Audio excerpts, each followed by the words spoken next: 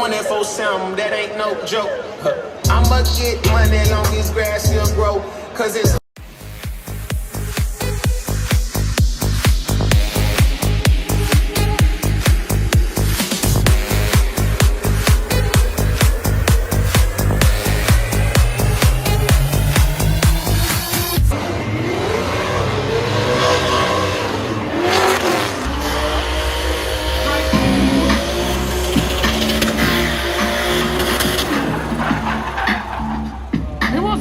shot, but he's got one.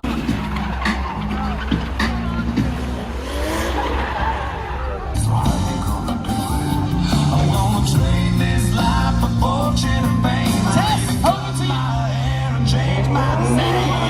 All this to wanna make big rock stars, living hilltop bosses, driving 15 cars. The girls come easy and the drugs come cheap. Well, I stay steady 'cause I just want.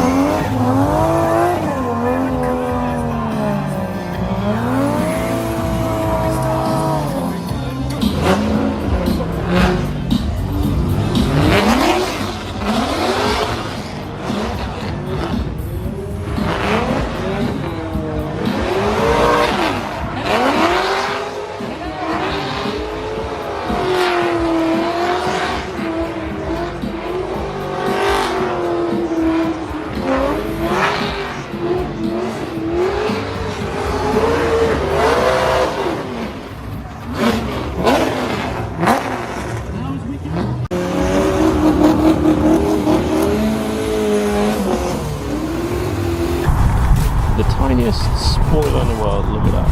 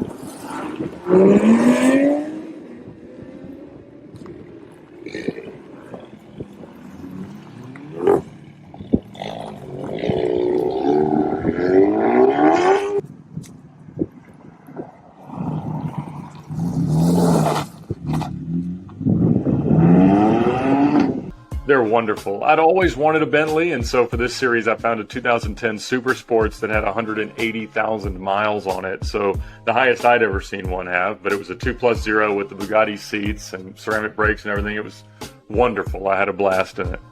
So, just tell me, so when did the passion sort of for cars started for you?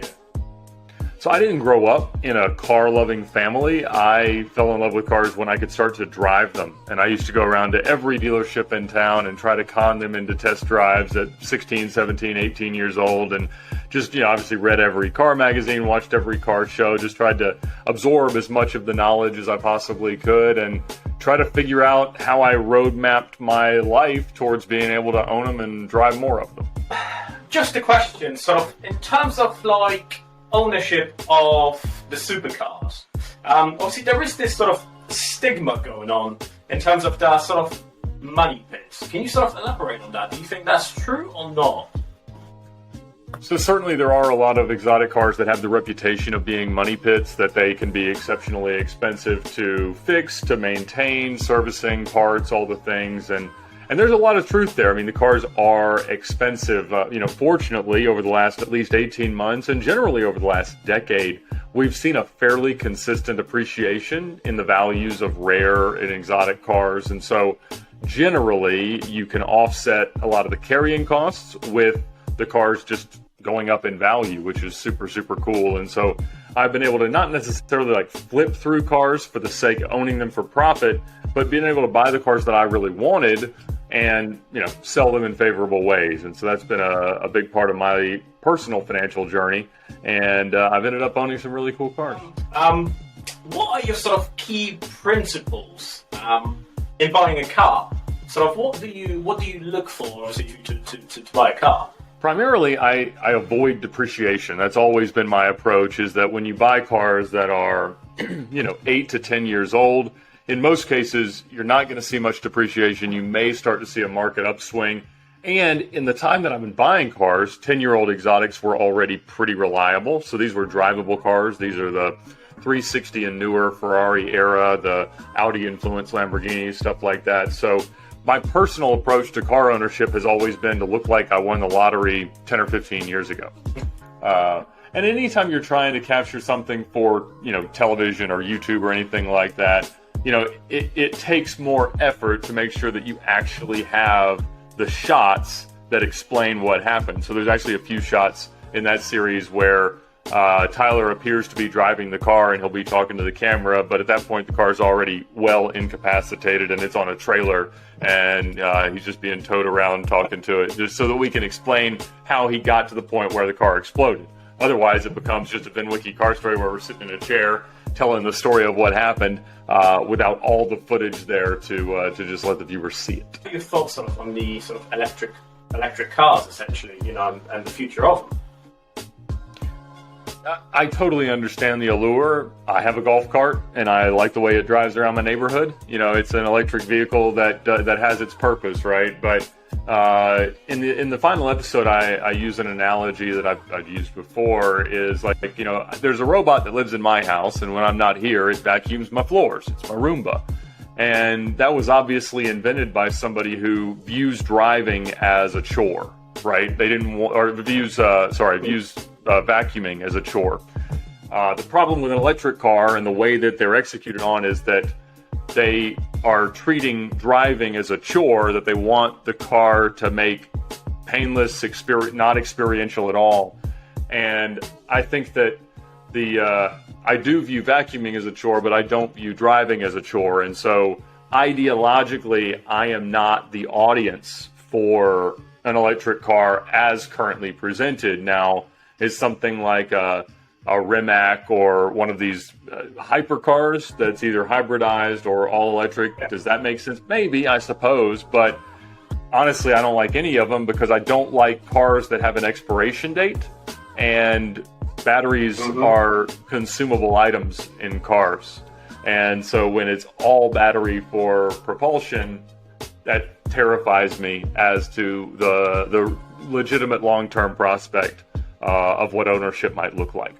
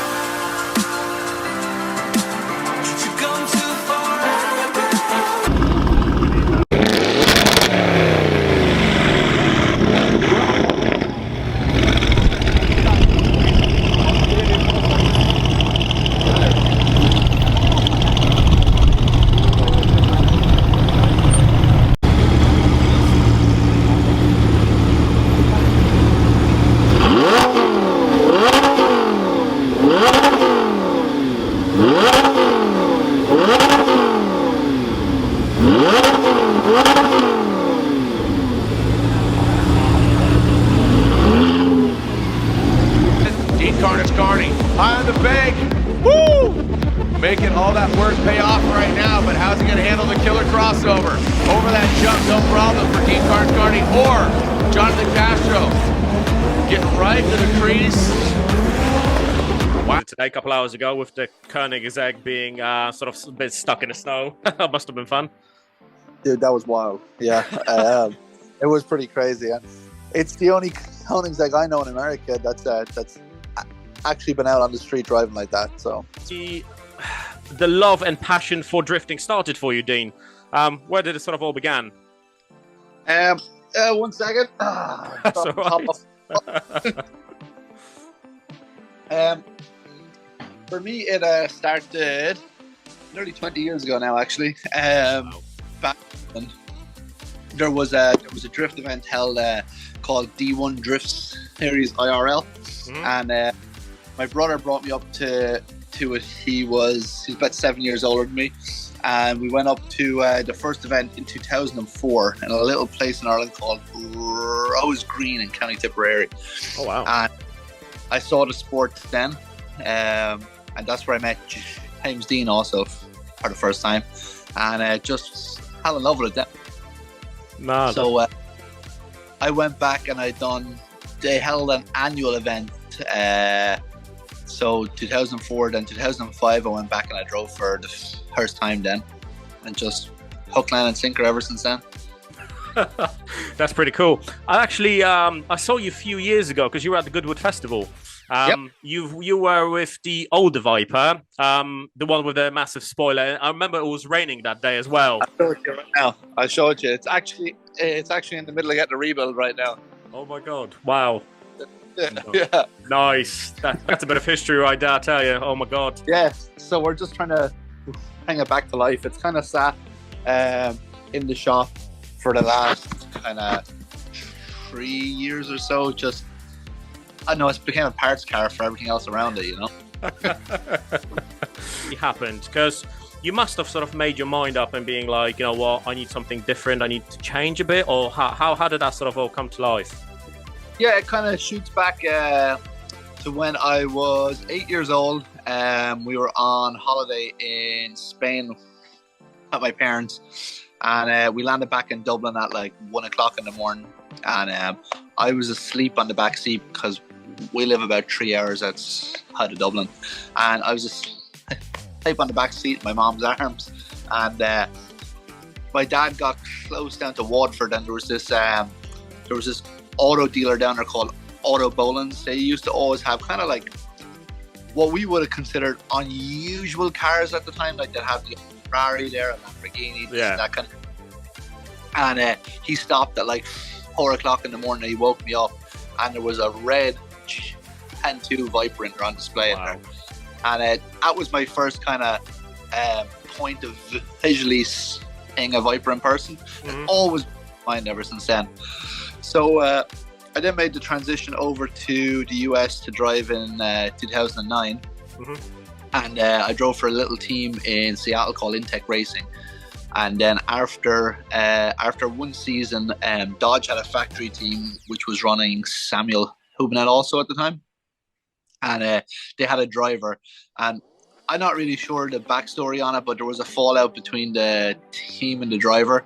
Okay. So the Viper for the 2011 season that was contracted to drive in the series, and they had no driver for it. So that's kind of just what came about. The biggest fear I have is probably around October to February every year of can we find enough finances to actually go back and do it next year. You know, that's my biggest fear. Okay.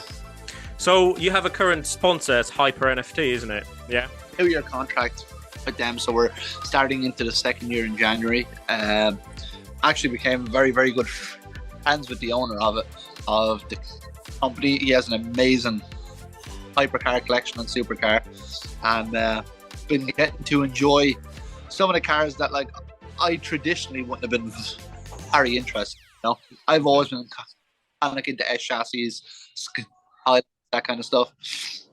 So it kind of opened up this new like space in automotive that I never really played around in that much before, but God damn, man, fucking hypercars are cool. Yeah, I saw you at Monterey Car Week. Obviously, when the videos were posted and you were driving some incredible cars. I know that you're in that Chiron, and I'll be like, wow, that must have been quite the experience just driving just normally in the streets of Earth, like crazy. So I've never gone to Monterey Car Week until this year. It's always been like, I know, on the bucket list, but there's always been a conflict every year of other things that we're doing. So this year, to do the first Monterey Car Week, me and I drove a Bugatti Pure Sport all week. It was a pretty nice start to I'm a massive fan of it. And the plan with this car, originally I bought it like I was going to make it a drift car. Not that we had any commitment to drive it anywhere. I've always wanted to build one as a drift car, and I bought it, and it is the cleanest chassis I've ever seen in my life, and I just can't actually justify cutting it apart with an angle grinder. The one thing about it is it kind of makes you numb to it, that you don't really appreciate like the period of time that we're in and how crazy all these cars are and how short-lived it's going to be. Because 10 years time, like, I'm sure they're going to make all the restrictions on registering them, the cost of gas, everything else so much more insane than it already is, that all these cars will start slowly dying off and just becoming pop art, like, you know. Yeah. So for now, for me, this is the place I want to be, because obviously I'm a car person and I love it. I just fucking eat, sleep, breathe it. So I think this is probably the best place on the planet if you're into those kind of cars. No, definite. Have you actually seen that in a couple of years' time? Obviously, you've seen it with McLaren actually as well. They obviously have gone to a hybrid engine now, don't they? So actually, what you've actually said now, the time is now to enjoy those cars, because everyone keeps saying, like, especially here in the UK, 2030, they're going to stop selling all the petrol cars and things. And probably going to be the same in sunny SoCal, you know, to try to obviously minimize as everyone's driving Teslas and things like that. So yeah, you are correct. This is like now the time to obviously enjoy it, get a nice V8, V10, and enjoy the crap out of it. Absolutely. And like, I think we're at that, like, I don't know, every 100 years there's like a changeover in technology, and you go from engines into coal and gas, and then into petrol and diesel evolved, and now it's just going to be the electric, soulless, horrible fucking era that I have no interest. Ed Bolian said to me when I was doing the interview, and I've asked him some similar question. He said to me, electric car is like one of those rubble vacs, you know, that you literally is just there to do a job and that's it. There is no enjoyment whatsoever. Oh, it is absolutely, like, it is 100% an appliance. That's what I've always called them. It's like a washing machine, a tumble dryer, a washer. Like plug it in and it works, and when it's out of battery, you plug it back in, and it's X years time when I know when the batteries expired or past the special, you throw away the car and you get another one, you know. And yeah. I have no. We are all going to have to adapt and become part of that. But man, there's nothing better. I like in the morning firing up a car and smelling the petrol, and I love it.